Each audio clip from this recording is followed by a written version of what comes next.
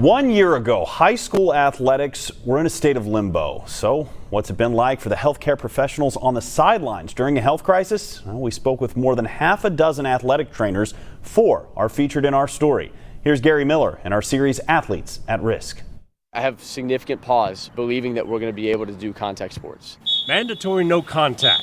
Those are the words that first stopped Ohio high school sports a year ago today. It is just wild to think that we went from in March not knowing if we were going to be out for a month or a couple weeks. By April, spring sports in Ohio, Kentucky, and Indiana were canceled. To in August, not knowing if we were going to have a football season or a soccer season, not knowing if the governor was going to shut everything down and move everything to the spring like a lot of other states did. Through it all, athletic trainers, considered the healthcare providers of the sidelines, led their athletics departments through a health crisis.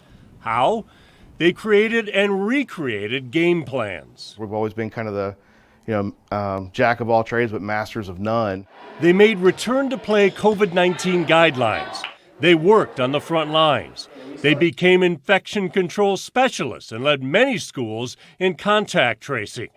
They adapted. I mean, there was a point in time where things were changing hourly in terms of precautions and recommendations, what the CDC was saying, what CPS was saying, what Tri-Health was saying. It wasn't all covering games. Quarantine became the new word for loss. I'm ready to not have to worry about being the mask police at practice. And there were no tools in their toolkits for some of it. So many unknowns.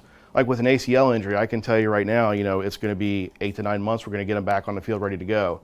With COVID, we don't know. Now with vaccines and the start of spring sports, athletic trainers can see a light at the end of the global pandemic tunnel. To watch our kids be so heartbroken last year, it's amazing to think that they get their season again. They get a chance. What I love about this job is being here for the kids. Their behind-the-scenes work was vital to high school athletics over the past year. Gary Miller, Local 12 News.